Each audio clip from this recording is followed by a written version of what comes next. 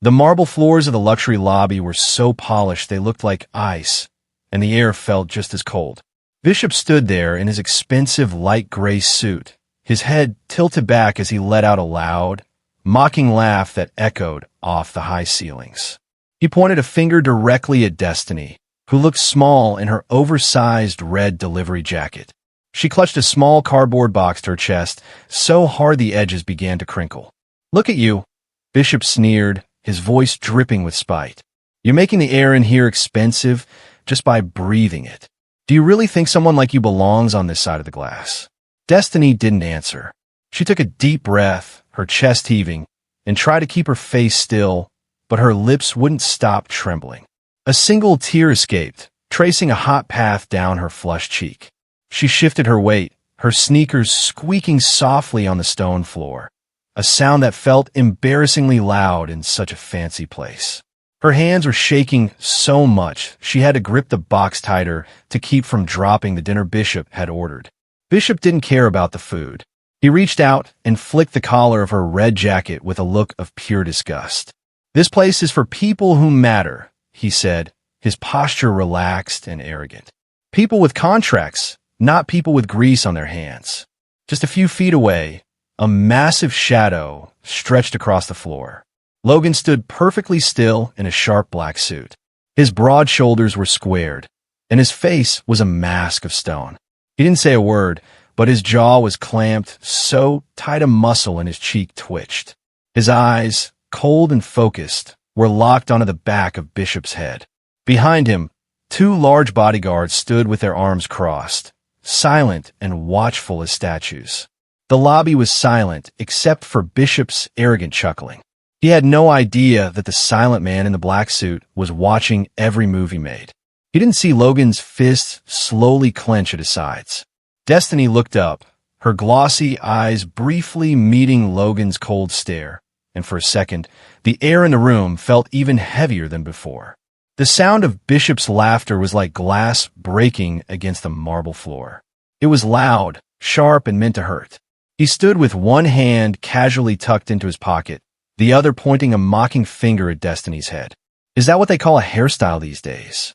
Bishop asked, his voice echoing through the vast, quiet lobby. "Or did you just roll out of bed and decide to scare the residents of this building?" Destiny felt the heat rise in her neck, a deep flush that she couldn't hide. She knew her curls were a bit frizzy from the humid night air and the rush of making 5 deliveries in a single hour, but she hadn't expected to be grilled for it. She shifted the small cardboard box in her arms, the weight of the pizza making her wrists ache. She tried to look past Bishop toward the elevators, searching for an escape. "I'm just here to drop off the order, sir," she whispered. Her voice sounded thin and shaky, even to her own ears. She tried to sidestep him, moving toward the right.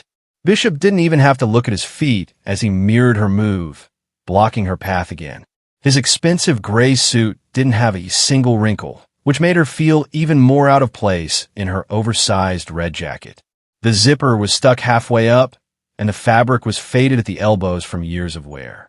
"You're not going anywhere until I say so," Bishop sneered. He leaned in closer, his expensive cologne filling the space between them. "This jacket, it's an eyesore. It looks like something you'd find in a dumpster. Honestly, the management should really check who they let through these doors. You're lowering the property value just by standing here." Destiny's eyes filled with tears, making the golden lights of the lobby blur into long, shimmering streaks. She looked down at her sneakers, noticing a small scuff on the toe that she hadn't seen before. She just wanted to finish her shift and go home. She tried to move left this time, her shoulder almost brushing against a cold marble pillar, but Bishop moved faster. He planted his hand against the stone, trapping her in place. In the shadows of the mid-background, Logan didn't move a muscle. He stood like a statue carved from midnight, his broad chest rising and falling in a slow, controlled rhythm. His jaw was set so tight it looked like it might snap. He didn't look at the bodyguard behind him, and he didn't look at the shiny gold decor of his lobby. His cold, dark eyes were fixed entirely on Bishop's pointing finger. He stayed in the darkness, a silent predator waiting for the right moment, watching the bully treat a human being like a piece of trash. Bishop snapped his fingers right in front of Destiny's face, the sharp sound echoing like a gunshot against the marble walls. Snap! Snap! He leaned in, his expensive cologne clashing with the faint smell of pizza dough clinging to Destiny's jacket. I'm talking to you, Bishop said, his voice dropping to a cruel whisper. Do you even realize where you are? This lobby is worth more than your entire life.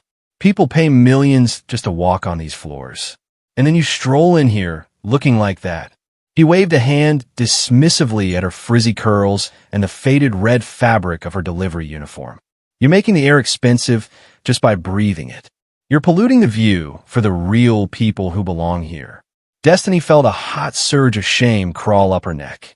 Her heart was hammering against her ribs like a trapped bird, and her hands began to shake so violently she feared she might drop the delivery box. She gripped the cardboard edges until her knuckles turned a ghostly white. She could feel the glossiness in her eyes, the tears threatening to spill over, but she squeezed her eyes shut for a brief second and bit her lower lip. She tasted the faint metallic hint of blood as she pressed down, using the small sting of pain to keep herself grounded. She wouldn't give him the satisfaction of seeing her break. She wouldn't let him see her sob or hear her beg to be let through. Every nerve in her body wanted to turn and run back out into the night, but she needed this job. She needed the delivery fee. So, she stood her ground, her boots planted firmly on the cold stone, even as her shoulders hunched inward. Bishop let out a short, jagged laugh when she didn't respond. Nothing to say? No sorry, sir, or thank you for the lesson, sir. I guess they don't teach manners where you come from. He stepped even closer, his shadow completely swallowing her. He was enjoying the silence, thinking he had finally crushed her spirit. In the mid-background, Logan remained as still as a mountain. He didn't move to help. Not yet. His cold, dark eyes stayed fixed on the way Destiny's jaw was set. He watched the subtle way she straightened her back, even while her hands trembled. He saw her struggle and her refusal to surrender. Bishop thought he was looking at a victim, but Logan, who had fought his way up from the dirt of the streets, saw something different. He saw a spark of fire that Bishop was too arrogant to notice. The air in the lobby grew heavy, not because of Bishop's insults, but because of the silent storm brewing in the man standing behind him. Bishop was still sneering, leaning in so close that Destiny had to tilt her head back to avoid his pointing finger. He was so busy enjoying his own cruelty that he didn't notice the temperature in the room change. He was too caught up in his own words to feel the sudden, heavy silence that had fallen over the lobby. In the back, Logan's eyes darkened. He didn't need to give a long speech or tell a story about his childhood to show how he felt. The anger was right there, visible in the way his body changed. The leather of his gloves creaked as he slowly curled his fingers into a tight, hard ball. His knuckles were stone white under the skin, his body vibrating with a quiet, dangerous energy. His two bodyguards started to step forward, their faces stone cold and ready to move, but Logan didn't even turn his head. He just lifted one hand, palm out, in a silent command for them to stay put. This wasn't a job for his men. Logan took a step. His heavy black shoes made a dull, solid thud on the expensive marble floor. It was a sound of weight and absolute authority. He moved out of the cool blue shadows of the corner and into the warm, golden light of the main lobby. The light caught the sharp, controlled lines of his face, the tight jaw, the cold eyes that didn't blink, and the stillness of a man who never had to raise his voice to be heard. Destiny saw him first. She looked past Bishop's shoulder, her glossy eyes widening as the large man approached. She stopped breathing for a second, her heart skipping a beat as she watched this new, imposing figure walk toward them. She didn't know who he was, but she could feel the power he carried. Bishop, however, was still laughing. He was still busy telling Destiny how her presence was ruining the building's reputation. He didn't hear the heavy footsteps until Logan was almost directly behind him. The air in the lobby seemed to thicken, making it hard for Bishop to finish a sentence. He finally felt it, a presence so cold and sharp that it cut right through his arrogance. The mocking man froze, his pointed finger beginning to shake just a little. The smirk on his face faltered as he finally realized he was no longer the most dangerous person in the room. Bishop felt a chill crawl up his spine as Logan's shadow stretched across the marble floor, long and dark like a predatory bird. He slowly turned around, his smug expression already beginning to melt into something else. As his eyes landed on Logan, his eyebrows shot up, and he practically tripped over his own feet to straighten his tie. The cruel bully vanished instantly, replaced by a man wearing an oily, desperate smile. "Mr. Logan," Bishop exclaimed, his voice suddenly loud and high-pitched. He smoothed the front of his light gray suit with trembling hands. "What an honor. I was just waiting for you upstairs, but I saw this." He gestured toward Destiny with a flick of his wrist, his eyes darting back to Logan to see if he was impressed. Logan didn't say a word. He stood as still as a statue, his cold, dark eyes boring holes into Bishop's face. He didn't offer a handshake. He didn't even nod. Bishop's grin faltered for a fraction of a second, but his ego was too big to let him stop. He let out a nervous, wheezing laugh and stepped closer to Logan, trying to act like they were best friends. He leaned in slightly, as if they were sharing a private joke at a country club. "You wouldn't believe the nerve of some people," Bishop said, his voice dripping with fake friendliness. He pointed a thumb over his shoulder at Destiny, who was still clutching her delivery box, her knuckles white. "This little delivery girl actually thought she could walk right through your front lobby. Can you believe it? I was just teaching her a lesson about where she belongs. I figured you wouldn't want the carpet getting stained by, well, you know." He laughed again, a forced, grating sound that echoed awkwardly through the silent lobby. He looked at Logan, waiting for the powerful man to join in. He expected Logan to clap him on the shoulder and thank him for cleaning up the place. He was so busy trying to be a sycophant that he didn't notice the way Logan's jaw was clamped tight enough to crack bone. Destiny looked down at her sneakers, her heart thumping against her ribs. She felt like a specimen under a microscope, being mocked by one man and judged by another. She didn't look at Logan. She was too afraid of what she might see in his eyes. Logan's silence grew heavy, filling the room like thick smoke. He didn't look at the expensive watch on Bishop's wrist or the tailored suit he wore. Instead, Logan's gaze drifted slowly to the cardboard box in Destiny's hands, and then to the single tear that was still wet on her cheek. Bishop, still smiling like a fool, had no idea that he had just signed his own death warrant by trying to make Logan his partner in cruelty. Bishop's hand was extended, hovering in the air between them like a hopeful bird. He waited, his grin wide and oily, for the powerful man to shake it and join his side. But Logan didn't even look down. He didn't blink. He walked right past Bishop as if the man were a ghost, or perhaps just a piece of furniture that didn't matter. The air from Logan's movement was cold as he brushed past the mogul's expensive suit, leaving Bishop standing there with his palm open to nothing but empty space. Bishop's hand dropped slowly to his side, his fingers curling into a confused, tight fist. His face turned a patchy, bright red as the two bodyguards behind Logan walked past him too, their eyes fixed straight ahead. They didn't even give him a second glance. Bishop stood frozen, his mouth slightly open, watching in total shock as Logan walked straight toward the girl in the red jacket. Destiny squeezed the cardboard box even tighter, her heart racing so fast it felt like it might burst. She looked up at Logan, her eyes wide and glossy with fear. She expected him to shout. She expected him to tell her to leave or to call the police. After all, a man this powerful surely wouldn't want a messy delivery girl in his pristine lobby. Logan stopped just inches away from her. He was so tall that he blocked out the bright golden lobby lights, casting a long, protective shadow over her trembling frame. Without breaking eye contact, Logan reached into his breast pocket. He pulled out a perfectly folded handkerchief made of pure white silk. Destiny flinched, her shoulders hunching inward as she braced for something bad. But Logan's movements remained slow and deliberate. He didn't reach for her. He reached for the box.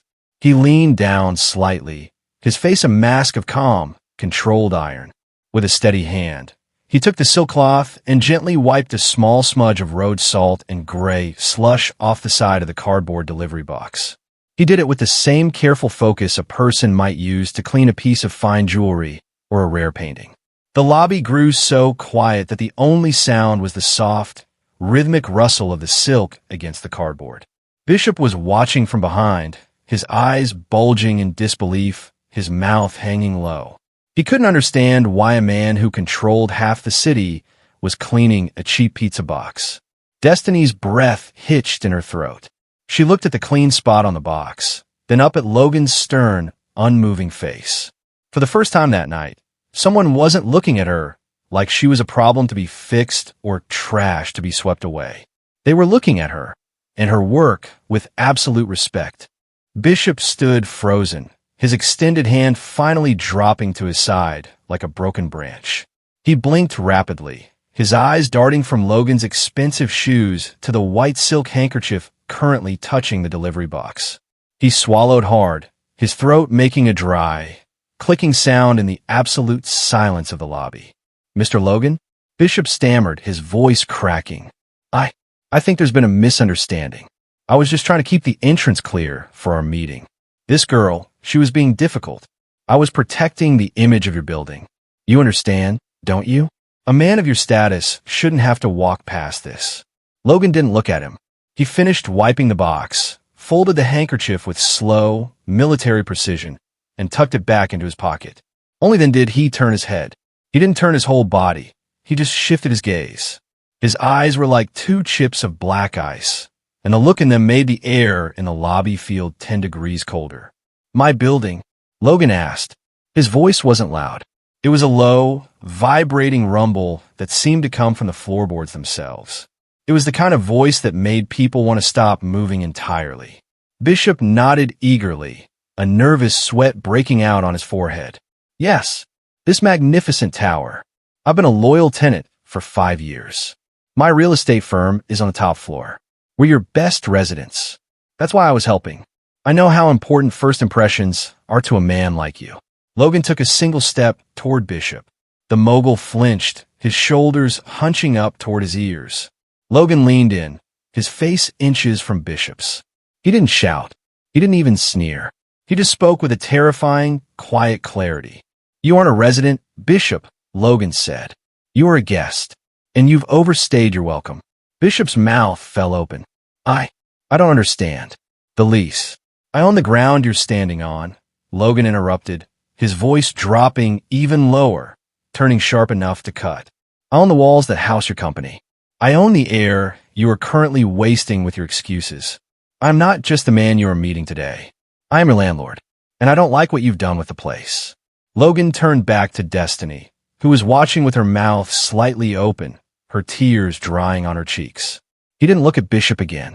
He had already dismissed him as if he were a speck of dust. Bishop's face went from a patchy red to a ghostly, hollow white. The realization hit him like a physical blow.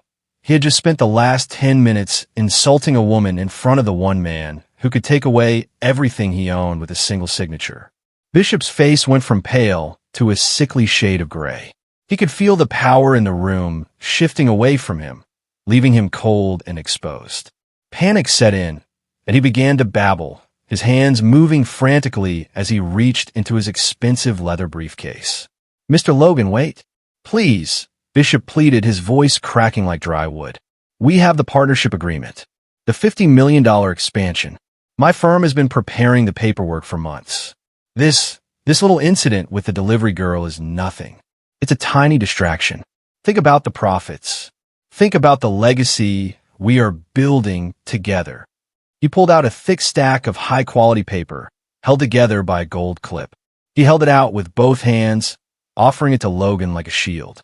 His eyes were wide and desperate, searching Logan's face for even a spark of greed. He was sure that once Logan saw the numbers, the trash in the lobby wouldn't matter anymore. Logan looked down at the documents. He didn't reach for them with the eagerness Bishop expected. Instead, he took the papers slowly, his movements calm and heavy. He didn't even look at the front page. He didn't check the signatures or the dollar amounts. He simply held the stack between his large, gloved hands. The lobby was so quiet you could hear the soft hum of the air conditioning. Destiny watched, her breath held tight in her chest. She saw Logan's jaw tighten. Then, the sound began, a low, rhythmic CRRH. Logan gripped the thick stack and began to pull. The high-quality paper fought back for a second before surrendering. The sound of tearing fiber filled the room, sharp and final. Logan didn't stop until the $50 million deal was two jagged piles of scrap. He didn't look angry. He looked bored. He turned his hands over, letting the white fragments flutter through the air like heavy snowflakes. They landed on the marble floor, some of them falling right into the puddle of spilled soda and grease from the broken delivery box. "My legacy isn't built on money made by people like you," Logan said. His voice was a low, steady growl. Bishop stared at the floor, his mouth hanging open. His knees buckled slightly as he watched his entire career dissolve in a litter. He had spent his whole life thinking that money made him invincible, that a tailored suit gave him the right to point fingers and mock the little people. But as the last piece of the contract hit the floor, he realized he was the smallest person in the room. Logan didn't even give him a second glance. He stepped over the torn paper and looked at Destiny. "I believe you have a delivery to finish," he said quietly, his eyes losing a bit of their icy edge. "And I believe I'm the one who owes you a tip." Bishop stared at the torn pieces of the contract as they drifted like confetti into the puddle of grease on the floor.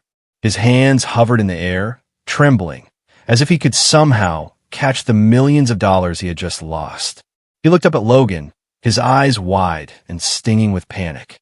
"Mr. Logan, please," Bishop whispered, his voice cracking. "You can't do this. My company, my reputation. We can talk about this in your office. I'll apologize. I'll give the girl $1,000 right now."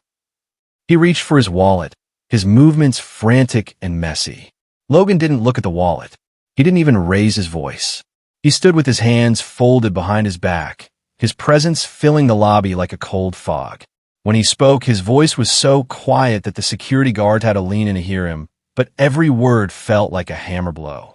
"I don't want your money, Bishop, and I don't want your apologies," Logan said. He checked his watch, a heavy, silver piece that caught the golden light of the lobby. "It is currently 7 p.m. This building is mine. Every brick, every window, and every floor. That includes the office space your firm currently occupies on the 42nd floor." Bishop swallowed hard, a bead of sweat rolling down his temple. I have a 10-year lease, sir. You can't just." "I just did," Logan interrupted. His eyes were flat and emotionless. "You have until midnight. That gives you exactly 5 hours to pack your files, your computers, and your arrogant staff. At 12:01 a.m., my security team will arrive to change the locks. If I find so much as a stapler belonging to you left in that office, my men will be instructed to clear the room." Logan leaned in slightly, his face inches from Bishop's. "And by clear the room, I mean they will open those floor-to-ceiling windows you love so much and toss your expensive mahogany desks onto the sidewalk. Do I make myself clear?" Bishop's knees buckled. He looked around the lobby, searching for someone to help him, but the guards stood like statues, and Destiny remained silent, her eyes fixed on the man who was finally standing up for her. Bishop realized then that Logan wasn't just a businessman. He was a man who ruled by a code, and Bishop had broken the most important rule of all, respect. 5 hours, Logan repeated, turning his back on the broken man. "I suggest you stop crying and start packing." Bishop scrambled backward, nearly tripping over the very delivery box he had mocked minutes ago. He turned and bolted toward the elevators, his expensive shoes clicking frantically on the marble as he fled. The lobby grew still again, the only sound being the heavy, rhythmic breathing of a man who had just delivered justice without firing a single shot. The elevators opened with a sharp ding, and 2 of Logan's guards stepped forward. They didn't have to use force. Their size alone was enough.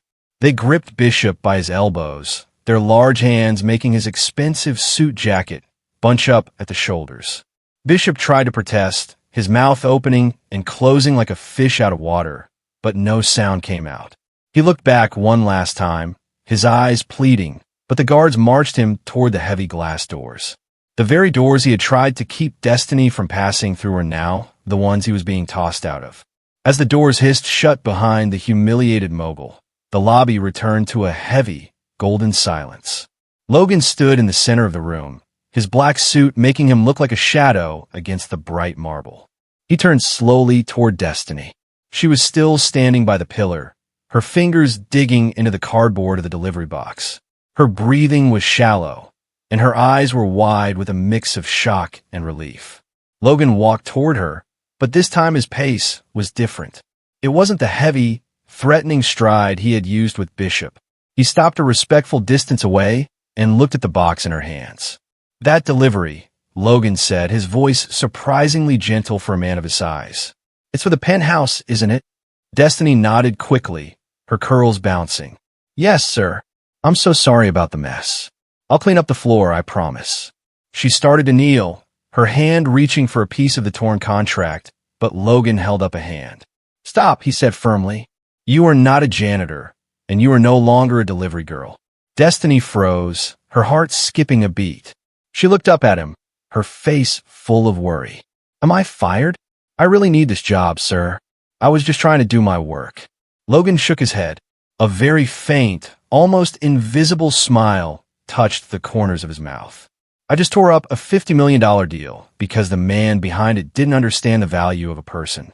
I need someone who does. I've watched you tonight. You stayed calm while being insulted. You kept your dignity while someone tried to take it. That is a skill most of the people in this building will never have." He took a step closer, pulling a small, embossed card from his pocket. "I am firing the logistics company that manages this building's deliveries and operations. They clearly haven't trained their tenants on how to treat staff. I want you to take over. I'll provide the office, the team, and a salary that is double what that torn contract was worth." Destiny's jaw dropped. "Double? Sir, that's millions." "It's what you're worth to me," Logan replied. He looked at the guards returning from the door. "Now give that box to my men. They can take the elevator. You and I have a lot of work to do." Destiny looked at the card, then at the man who had just changed her entire world. She didn't feel small anymore.